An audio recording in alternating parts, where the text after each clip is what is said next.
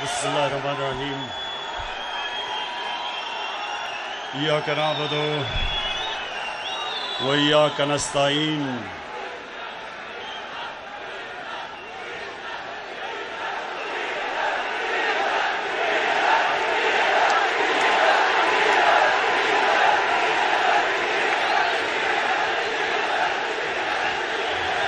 जी शुक्रिया, शुक्रिया आपके जुनून का, शुक्रिया जज्बे का, शुक्रिया आपका, बहुत बहुत शुक्रिया। अच्छा जी, आप खामोशी खामोशी खामोशी।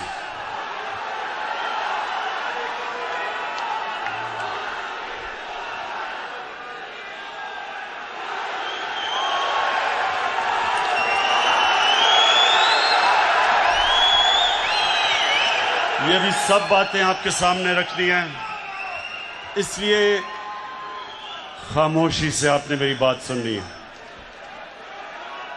सबसे पहले मैं अपनी टाइगर फोर्स को खुशामदीद कहता हूं।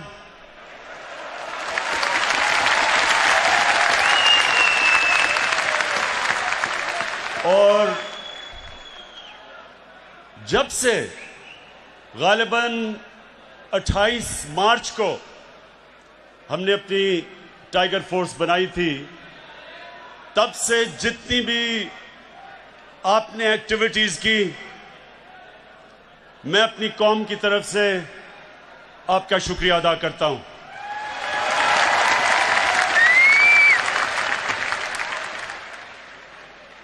अब मेरे टाइगर्स, जितनी आप खामोशी करेंगे, जितना खामोश होंगे, आप आज मेरी बातें एंजॉय करेंगे।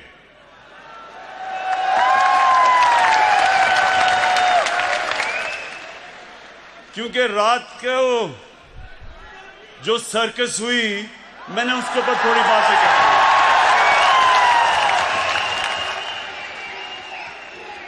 नहीं, अभी नहीं, ओहो, अभी नहीं।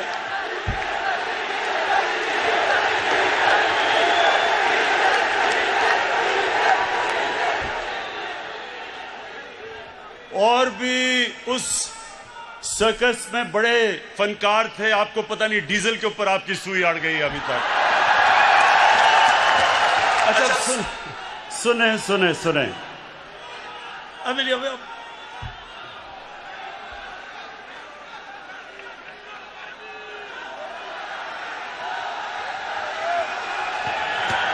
जब तक खामोशी नहीं होगी, मैं नहीं बात करूंगा। खामोशी।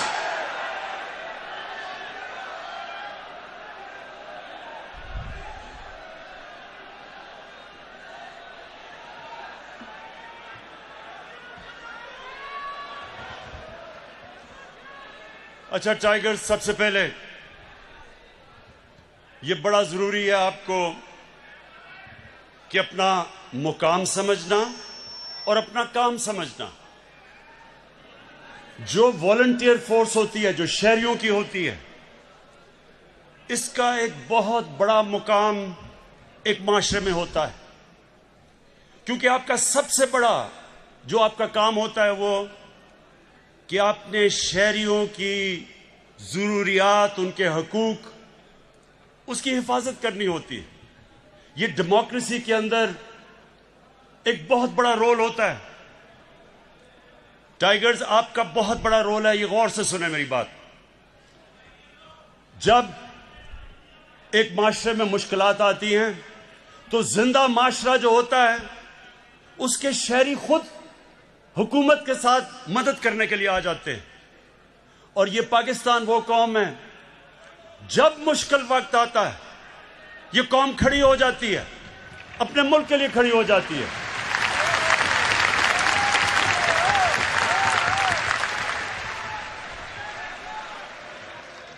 खामोशी, गौर से सुने।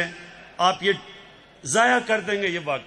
हर वक्त मैं आपके सामने नहीं आ सकता, तो आराम से सुने। देखें, जब मैं कैंसर अस्पताल बनाने निकला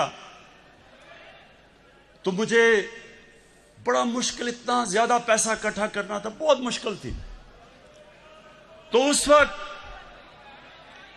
मुझे किसी ने कहा कि पब्लिक की मदद मांगो, स्कूल के बच्चों की मदद मांगो, कॉलेज स्टूडेंट्स की मदद मांगो। और ये जो मोजा हुआ उसके बाद किसी मुल्क में यह मिसाल नहीं है कि एक स्पेशलाइज्ड कैंसर हॉस्पिटल एक मुल्क में बने और कौम मिलके पैसा इकट्ठा करके वो हॉस्पिटल खड़ा कर दे। इतना बड़ा हॉस्पिटल। और वो आप जैसे, तब भी मैं उनको टाइगर्स कहता था, आप जैसे टाइगर्स उन्होंने मिलके वो अस्पताल बनाया।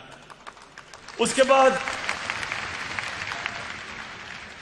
उसको चलाने के लिए भी मुझे वॉलंटियर्स की जरूरत पड़ी। सारी दुनिया में लोग सामने आए और आज एक दुनिया का वाहिद, ये आपको पाकिस्तानी फख्र होना चाहिए कि दुनिया का वाहिद कैंसर हॉस्पिटल है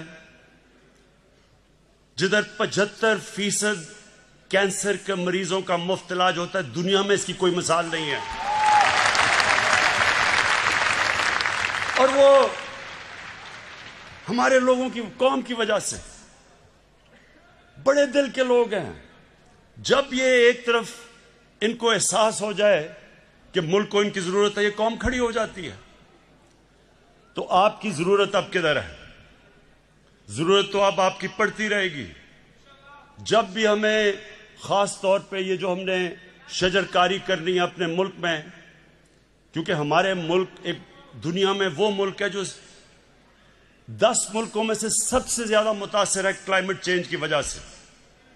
और ये जो भी मैं आपसे बात करूंगा गंदम की, ये 2 साल हमारे मुल्क में गंदम कम हुई इसलिए कि गलत टाइम पे बारिशें हो गई क्लाइमेट चेंज की वजह से।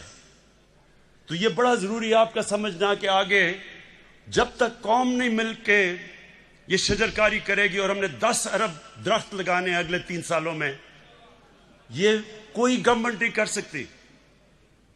पख्तूनख्वा के अंदर हमने पिछले 5 साल 2013 से 18 तक 1 अरब दरख्त उगाए, और वो कैसे कि कौम ने मिलकर उगाए।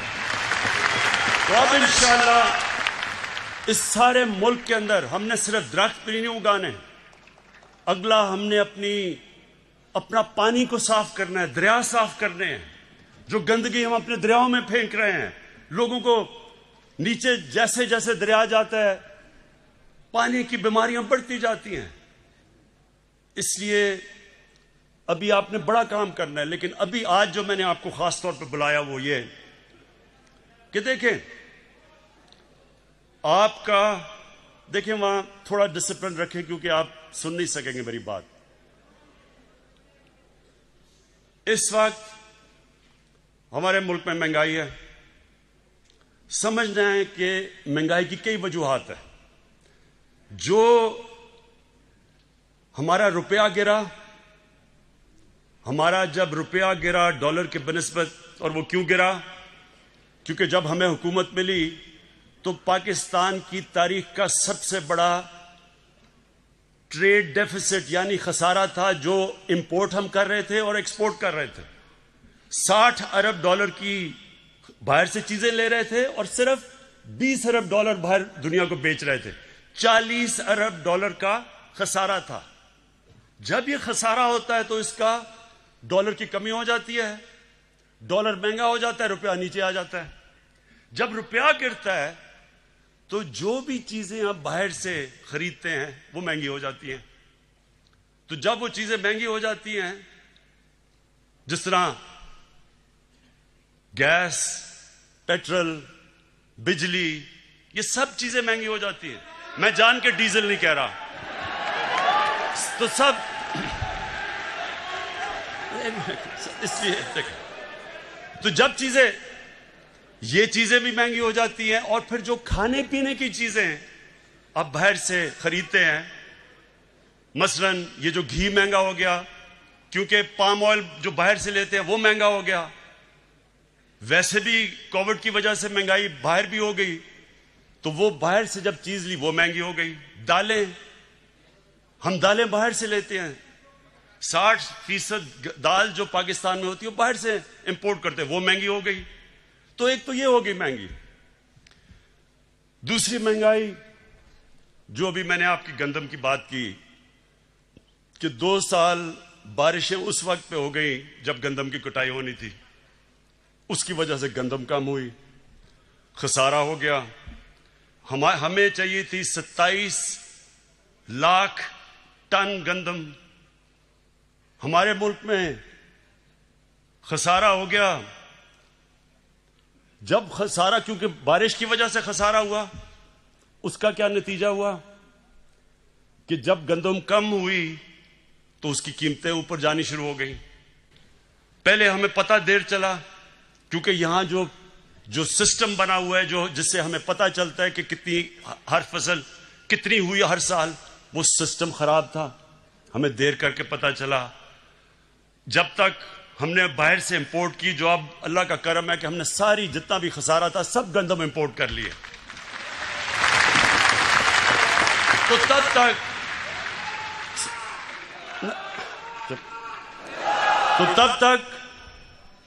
जब तक मार्केट को यह नहीं पता चला कि हमने बाहर से गंदम मंगवाई है, यहां जखीरा अंदोजी शुरू हो गई। और यह जखीरा अंदोजी एक इतनी बड़ी इस मुल्क की लानत है कि जब कायदे आजम भी उन्होंने तकरीर की, जब आज से 72 साल पहले, उन्होंने भी कहा कि यह कितनी बड़ी लानत है, होर्डिंग, जखीरा अंदोजी। इसके लिए मुझे आपकी जरूरत है। आपने सुन ले,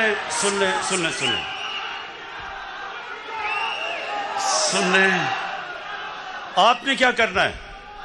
आपने कहीं खुद जाके मुदाखलत नहीं करनी।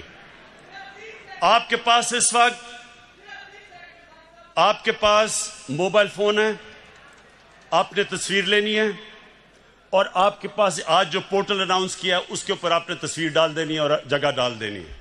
उसके बाद हमारा काम है, एडमिनिस्ट्रेशन का काम है एक्शन लेना। तो आपने ये चीज याद रखनी है कि आपके ऊपर अब ये जिम्मेदारी है जखीरा अंदोजी। और फिर दुकानों में आपने जाना है जिधर कीमतें नहीं लगाई हुई चीजों की। जब आपने देखा कि कीमतें नहीं लगी हुई, क्योंकि कानून है कि जो भी चीजें बिकती हैं उनका कीमत लगी होनी चाहिए, वो भी आपने तस्वीर लेके आपने हमें भेज देनी है। तो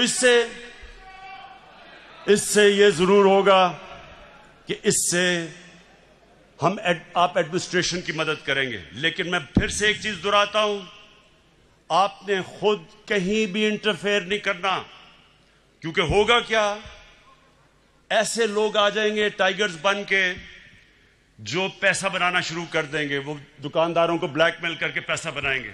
इसलिए आपने इंटरफेयर नहीं करना।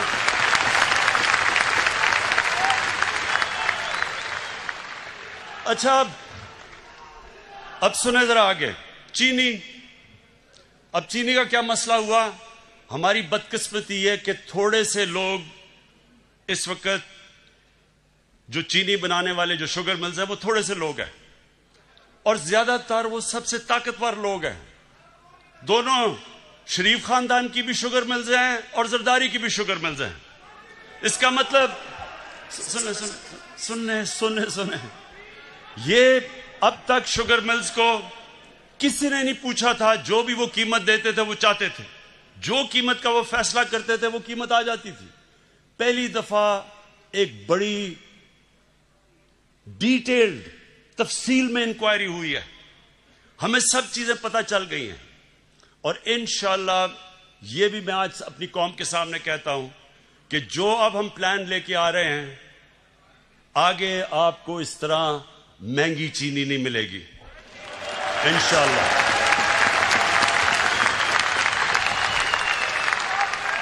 अच्छा,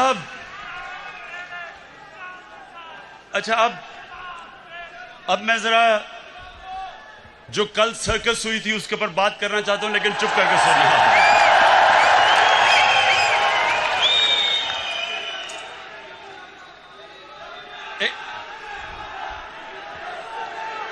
ऐसे बस नारे नहीं। आप एंजॉय नहीं करेंगे अगर आप सारा वक्त नारे मारते रहे। आप कैसे एंजॉय करेंगे? यकीन करें, आप ये जो मैं सर्कस के ऊपर बात करूंगा बड़ा एंजॉय करेंगे, ये मेरा वादा है आपसे।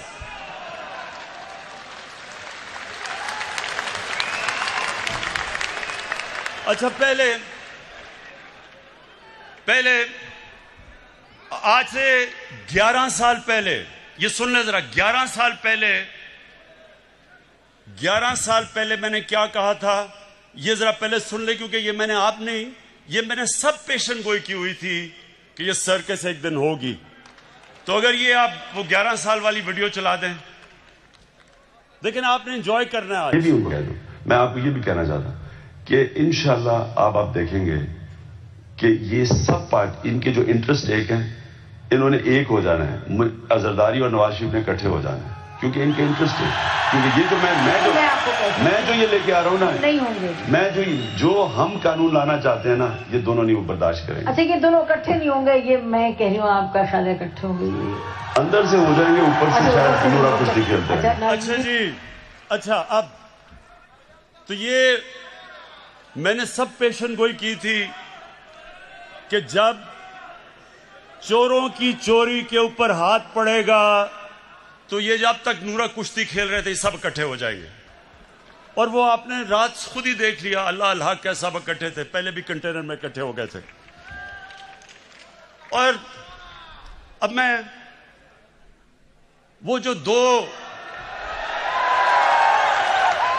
दो बच्चों ने तकरीरें की थी उनके ऊपर मैं बात नहीं करना चाहता। वो एक उनमें से नानी होगी, लेकिन मेरे लिए बच्चे ही हैं वो।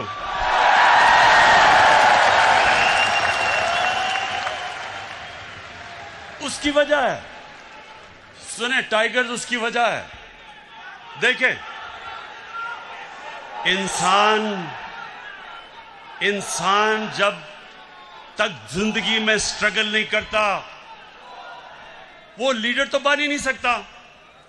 उन दो बच्चों ने आज तक जिंदगी में 1 घंटा हलाल का काम नहीं किया।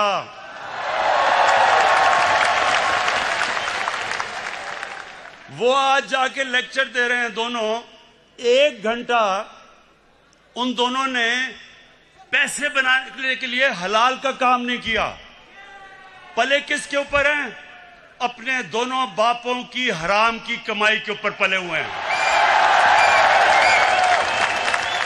तो उनके ऊपर तबसरा करना फजूल है। लेकिन जो और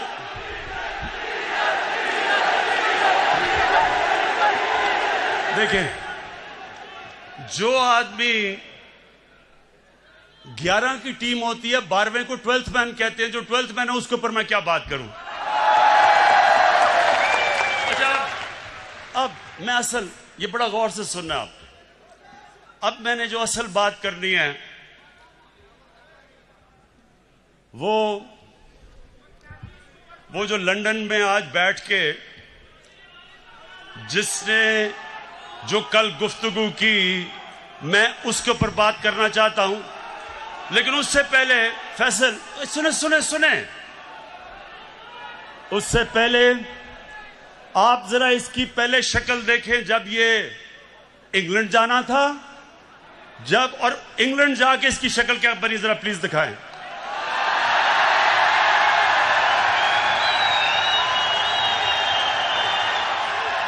ये वही इंसान है। ये जो शक्ल थी, ये जब बस अच्छा, ये शक्ल जब शिरीन मजारी ने देखी तो तब बेचारी की आंखों में आंसू आ गए। और फिर से मैं बता दूं, शिरीन मजारी की आंखों में आंसू आना मुश्किल है, बड़ा मुश्किल काम है। लेकिन वो देखें, वो मेरी भी आंखों में आंसू आ जाते अगर मैं इसको अच्छी तरह जानता ना। अच्छा, अब एक मिनट, अब जरा वो दूसरा भाई साहब को जरा दिखा दें। ये लंदन में जरा भाई साहब क्यों आप सुन रहे हैं? पिटीशन लगी हुई है लाहौर हाई कोर्ट में।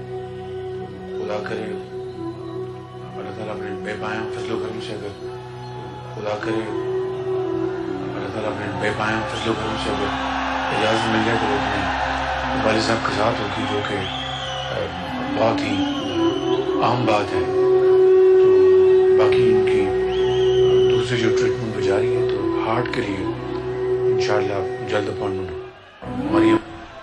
बस बस ख्वातीन, रोना नहीं है आपने।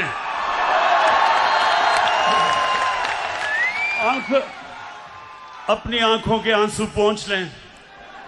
ये बॉलीवुड भी ऐसी कोई एक्टिंग नहीं कर सकता जो अभी एक्टिंग किया है। अब सोचे सुने अब सोचे कि हमारी कैबिनेट के सामने ये एक्टिंग जब हो रही थी, शीरीन मजारी रोना शुरू हो गई, तो हमने इसको वापस ही बाहर ही जाने देना था। लेकिन आज मैं सिर्फ ये कहना चाहता हूं, जो इसने जुबान इस्तेमाल की पाकिस्तान के आर्मी चीफ के खिलाफ और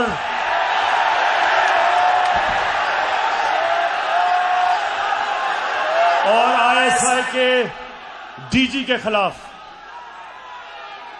मैं आज इसके ऊपर खास बात करना चाहता हूं।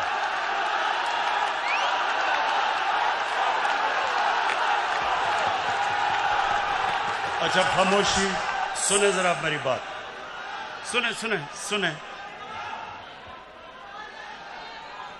मेरे टाइगर्स और पाकिस्तान के नौजवानों, सुनो गौर से। बर्रे सगीर की तारीख में कभी भी ऐसी हिंदुस्तान में हुकूमत नहीं आई जो मुसलमानों से और पाकिस्तान से इतनी नफरत करती है जितनी नरेंद्र मोदी की हुकूमत करती है। हमारे फौजियों के ऊपर मुसलसल हमले हो रहे हैं। हर रोज हमारे फौजी अपनी जान की कुर्बानियां दे रहे हैं।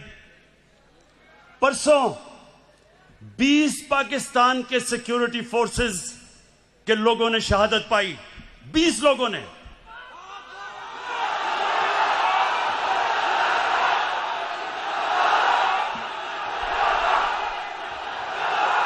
और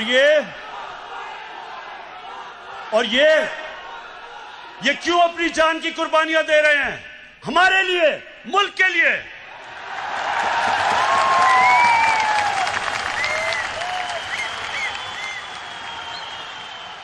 और ये गीदड़ जो दुमदमा के बाहर भागा था, वहां बैठ के आर्मी चीफ के ऊपर जो उसने कल जुबान इस्तेमाल की और डीजी आईएसआई के ऊपर, सुने गौर से मेरी बात, मैं थोड़ा सीरियस आपसे बात करूंगा। ये वो नवाज शरीफ है जो आज फौज के ऊपर और फौज के सरबराह के ऊपर इस तरह की जो जुबान इस्तेमाल कर रहा है। आपको याद नहीं होगा क्योंकि आप तो तब पैदा भी नहीं हुए थे। ये जनरल जिलानी के घर के ऊपर सरिया बनाते हुए मिनिस्टर बना था। ये वो आदमी है जो ज़ियाउल हक के जूते पॉलिश करते करते चीफ मिनिस्टर बना था। ये वो आदमी है जिसने जनरल दुरानी आईएसआई के जब चीफ थे, पीपल्स पार्टी के खिलाफ जब इलेक्शन हुई तो मिरान बैंक से इसने करोड़ों रुपया लिया था इलेक्शन लड़ने के लिए।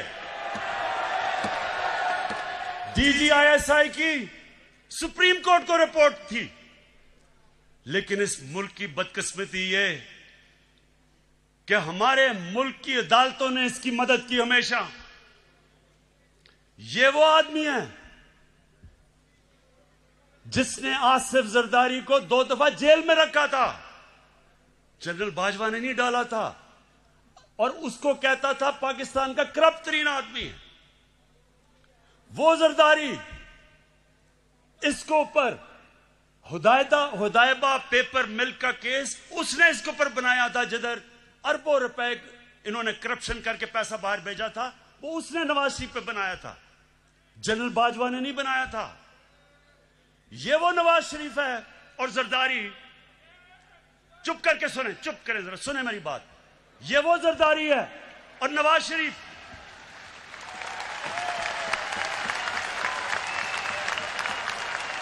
इसने इसके ऊपर, इन दोनों के ऊपर एक किताब निकली थी, उसका नाम था कैपिटलिज्म्स अकिलीज हील। रेमंड बेकर ने किताब लिखी थी। ये इनके पहले दौर के बाद, जब इन दोनों ने 2 दफा बारियां लेकर मुल्क को लूटा था, उसने किताब लिखी और उसके ऊपर पूरा चैप्टर दिया कैसे इन दोनों ने इस मुल्क से पैसा चोरी करके मुल्क से बाहर लेके गए। जनरल बाजवा ने नहीं लिखी थी, रेमंड बेकर ने लिखी थी। उसके बाद 3 और इनके ऊपर किताबें हैं जिनमें आप पढ़ें कि इन्होंने इस मुल्क से कैसी गद्दारी की। एक ओबामा's वॉर, एक है सूस्किन, उसने किताब लिखी the way of the world. उसमें वो क्या किताब में कह रहा है कि बिलावल को उनकी वालदा टेलीफोन करके, CIA ने उसका टेलीफोन टैप किया, बैंक अकाउंट्स बता रहे थे कि किन किन बैंकों में पैसे पड़े हैं तुम्हारे बारे। जो बाहर, अब जरा गौर से सुने मेरी बात, क्योंकि मैंने बाहर एक केस लड़ा हुआ है, हर जाने का केस बाहर लड़ा हुआ है इयान बोथम के खिलाफ, और जीता था केस। वहां सुने वहां क्या होता है, वहां जब आप कोई किताब लिखते हैं, 4 किताबें मैंने बाहर पब्लिश करवाई हैं, एक एक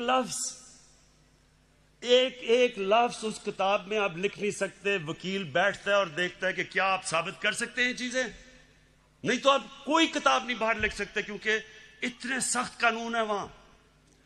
तो जो इनके ऊपर चीजें लिखी हुई हैं, एक गोस्ट वॉर्स है, एक और किताब, उसमें लिखता है कि नवाज शरीफ अमेरिकनों को कह रहा है कि अपने फौज यहां ले आओ। वो अपनी फौज से डरा हुआ था, अमेरिकी फौज को कह रहा था कि मुझे प्रोटेक्शन दो, उस किताब में लिखा हुआ है। सो ये वो लोग हैं, ये अपना चोरी किया हुआ पैसा बचाने के लिए ये इस मुल्क को बेच सकते हैं। इनका तो पैसा खुदा है। इन्होंने जो इस मुल्क से किया है, वो मीर जाफर और मीर सादिक ने अपनी कौमों से किया हुआ था। पहले अपनी जात के लिए, अपने फायदों के लिए उन्होंने अपनी कौमों को गुलाम बनाया था। ये जो बाहर बैठ के इसने पाकिस्तानी फौज के ऊपर, ये हमला जनरल बाजवा पे नहीं है, ये पाकिस्तानी फौज पे हमला है। यही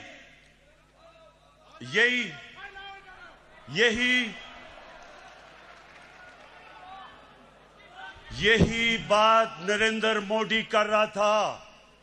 जब नरेंद्र मोदी ने बार बार स्टेटमेंट्स दी कि हमें नवाज शरीफ पसंद है, लेकिन हमें जो पाकिस्तान का आर्मी चीफ है वो दहशतगर्द है, वो बार बार ये कहता था और नवाज शरीफ चुप बैठा हुआ था।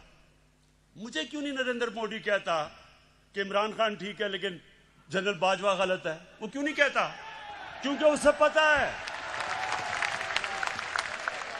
पता है कि मैं हिंदुस्तान की असल दुनिया में नरेंद्र मोदी की शक्ल दिखाई है दुनिया में कि कितना बड़ा इंतहा पसंद है ये। सो ये जो आज इसको हिंदुस्तान अखबारों के अंदर जो तारीफें हो रही हैं नवाज शरीफ की, बड़ा जी जमहूरी आदमी है, ये फौज को कह रहा है कि अपना काम करो क्योंकि नवाज शरीफ जमहूरी है। क्या हिंदुस्तान को नहीं पता कि जब जनरल जिया ने इसको गोद में बैठा के मुंह में दूध की चूसनी लगाई थी इसके मुंह में, इसकी जमहूरियत? क्या हिंदुस्तान को नहीं पता कि ये वो वजीर आजम है जिसने डंडों से सुप्रीम कोर्ट के ऊपर हमला करवाया था। और फिर जुल्म देखें कि बाकी जुडिशरी को ब्रीफ केस दे के खरीदा था। ये वो नवाज शरीफ है जो आज बड़ा जमहूरी बन रहा है। ये वो नवाज शरीफ है जो टेलीफोन कॉल करके कहता था जस्टिस क्यूम इसको 3 साल नहीं बेनजीर को 5 साल सजा दो। ये वो है आदमी, ये वो है जो पिछला नैब का चेयरमैन कमर जमान जैसा करप्ट आदमी उसको चेयरमैन बना के अपने केस बंद करवाए। इसके लिए अदलिया तब तक ठीक है जब तक अदलिया इसके साथ खड़ी है। हुदैबा पेपर मिल का ओपन एंड शट केस जब बंद होता है, अदलिया बंद करती है, तो अदलिया बहुत अच्छी है।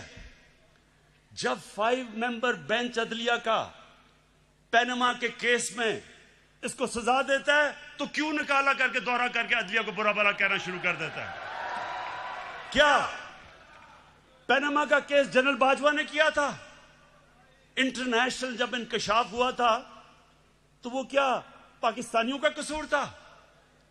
सारी दुनिया के अंदर इंकशाफ हुआ जिसमें पता चला कि हर मुल्क के पॉलिटिशियंस ने किस तरह मुल्क से पैसा चोरी करके ऑफशोर कंपनीज में पैसा रखा हुआ था।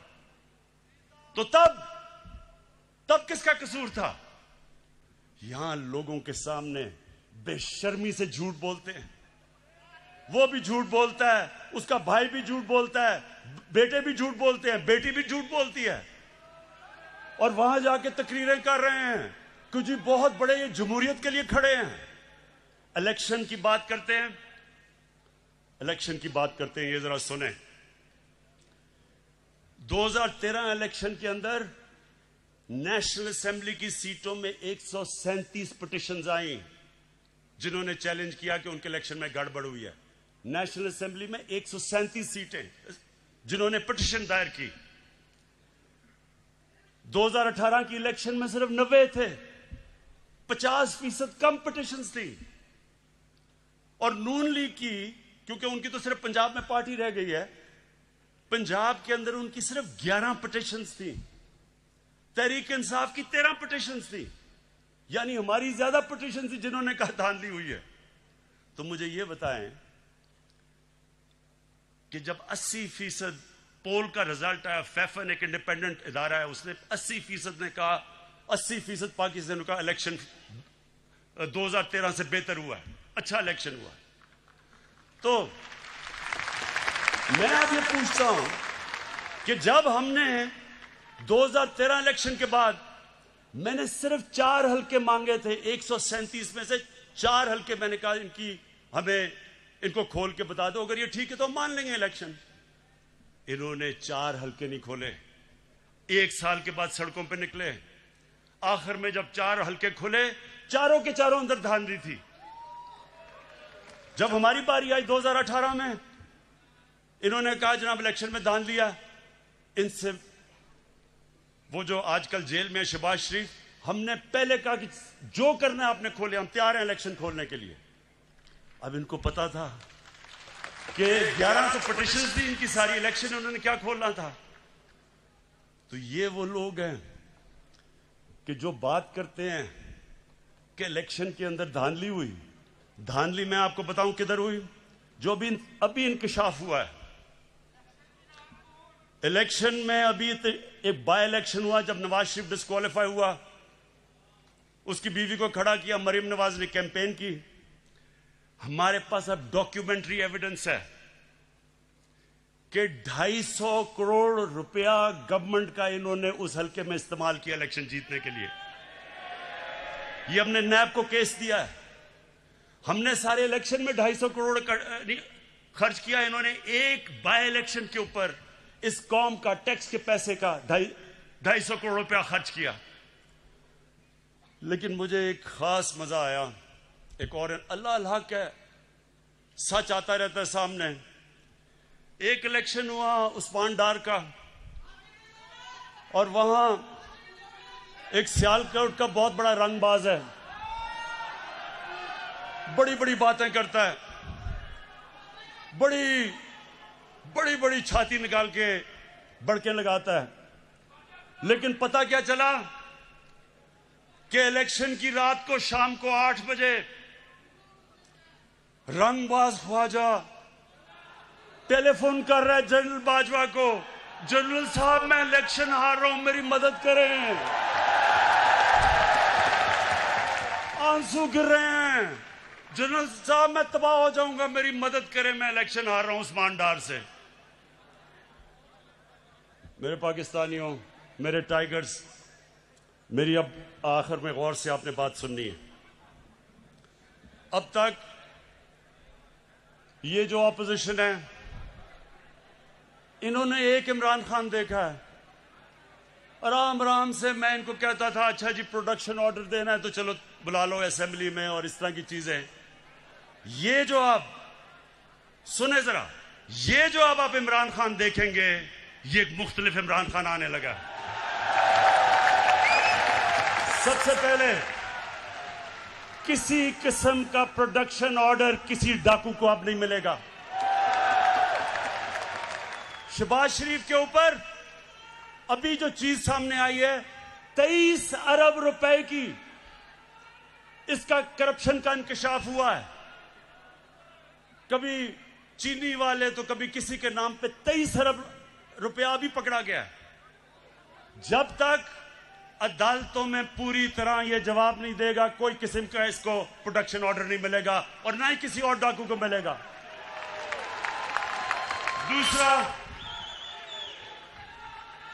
दूसरा ये जरा सुन लो। अब मैं अपनी पाकिस्तान की अदलिया को और हमारी नैब को एक पैगाम आज देना चाहता हूं। देखें, लोग तंग आ गए हैं, लोग इंसाफ की इंतजार कर रहे हैं, लोग चाहते हैं कि इन चोरों से पैसा मिलके वापस अवाम के पास आए। लोग, पाकिस्तानी कौम इंतजार कर रही है कि केस कब अदालत में कंप्लीट होंगे। मेरी रिक्वेस्ट है जनाब चीफ जस्टिस साहब, जो गवर्नमेंट से आपको लॉजिस्टिकल सपोर्ट चाहिए हम देने के लिए तैयार हैं।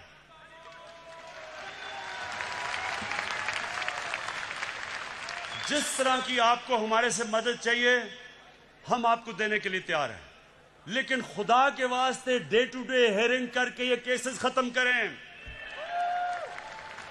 इनकी 30 साल से मुल्क को चोरी कर रहे हैं, इनकी आपसे तो नहीं केसेस आए, लेकिन वो केसेस के फैसले ही नहीं होते। और मैं नैब को भी कहता हूं कि नैब आपने कई जगह बड़ा जबरदस्त काम किया, लेकिन खुदा का वास्ता है कि केसेस को मंतकी इंजाम तक तो पहुंचाओ। आप हमारे से जो मदद चाहते हैं हम देने के लिए तैयार हैं, लेकिन कौम इंतजार कर रही है कब इस कौम का लूटा हुआ पैसा वापस मिलेगा। गवर्नमेंट, ये मैं आज फिर आपके सामने अब रख रहा हूं कि जो नया इमरान खान, एक तो नया पाकिस्तान है, एक नया इमरान खान बन गया। कल किसकी तकरीर सुन के जो उसने जबान इस्तेमाल की है उस गीदड़ ने, मैं ये आज अब फिर कहता हूं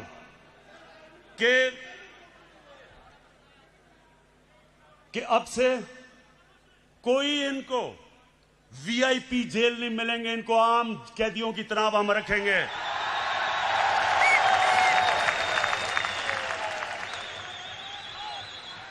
ये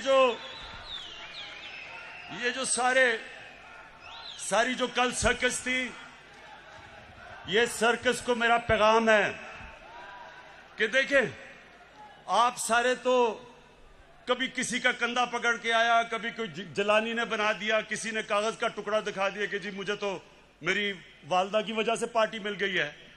ये आपके सामने शख्स खड़ा है, इसने पहले तो 20 साल खेलों की ग्राउंडों में दुनिया की बेहतरीन लोगों से मुकाबला किया और उसके बाद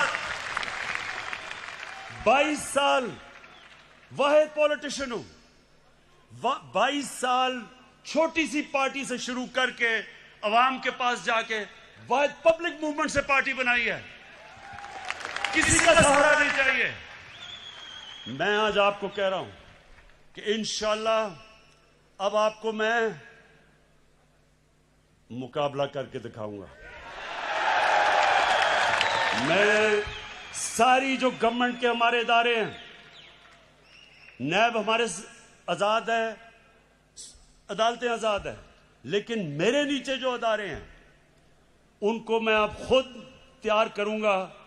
इस मुल्क में वो लोग जिन्होंने चोरी करके मुल्क को लूट के पैसा बाहर लेके गए हैं, इंशाल्लाह एक एक को हम पकड़ेंगे। मेरी रिक्वेस्ट है फिर से नैब को और अदालतों से कि आप प्लीज इनके फैसले करें। और मैं अदालतों को आज ये कहना चाहता हूं, जो ये कोशिश कर रहा है, ये कोशिश कर रहा है अदालतों के अंदर इंतशार फैलाए, किसी जज का नाम ले रहा है, ये कोशिश कर रहा है फौज के अंदर इंतशार फैलाए, डीजी ISI और आर्मी चीफ की बात कर रहा है कि फौज के अंदर इंतशार हो जाए, ये कोशिश कर रहा है कि बाहर जो एंटी पाकिस्तान फोर्सेस हैं उनके अंदर ये नुमाया हो जाए, जिसमें इसको पता है कि जो इजराइल की और जो हिंदुस्तान की लॉबी वो अमेरिका में सबसे मजबूत है, उसको अपील कर रहा है। ये जो गेम खेल रहा है, मैं ये गेम सारी समझता हूं, मुझे सारी इंटेलिजेंस है ये क्या खेलने की कोशिश कर रहा है। और मैं इसको ये बताना चाहता हूं कि मुझे तो कोई फर्क ही नहीं पड़ता कौन सा आर्मी चीफ हो या कौन सा ISI का DG हो, मुझे तो फर्क ही नहीं पड़ता, क्योंकि मैंने तो कोई पैसे चोरी नहीं कर रहा या मेरी कोई बाहर जायदाद नहीं, मुझे तो खौफ किसी से नहीं है। लेकिन जो जनरल बाजवा ने जिस तरह इस हुकूमत की मुश्किल वक्त पे मदद की, जिस तरह उसने हमारे साथ, मैं ये कहना चाहता हूं आज हमारे साथ अभी कराची में मदद की जब बारिशें आ रही थी, जो हमारे साथ कोरोना के अंदर पूरी तरह मदद की, जो हमारे पास जब एक मुल्क पे पैसा नहीं था, 2 साल पाकिस्तान की फौज ने असल में अपने डिफेंस एक्सपेंडिचर पे काट लिया, क्योंकि उनको फिक्र थी कि पाकिस्तान के पास पैसा नहीं है। कभी ऐसे पहले नहीं हुआ। हर जगह सारी मेरी फॉरेन पॉलिसी को आज पाकिस्तान की फौज और जनरल बाजवा हमारे साथ खड़े रहे हैं। ये जो कोशिश कर रहे हैं कि हमारी फौज और गवर्नमेंट के बीच में दरार डालें या फौज के अंदर इंतशार पैदा करें, नवाज शरीफ, मैं तुम्हें अब ये आज सुन लो मेरी गौर से बात, आज से मेरी पूरी कोशिश है तुम्हें इस मुल्क में वापस लाया जाए। और तुम्हें यहां आम जेल के अंदर डालेंगे, VIP जेल नहीं होगा। गरीब आदमी लाखों की चोरी करे तो वो तो बेचारा जिन हालात में जेलों में रहता है, और जो अरबों पैसा चोरी करके बाहर ले जाए, बच्चे अरबों रुपए के घरों में रहें और वो जाके VIP जेल में ठहरे, तुम वापस आओ तो मैं देखता हूं तुम्हें हम कैसे रखते हैं।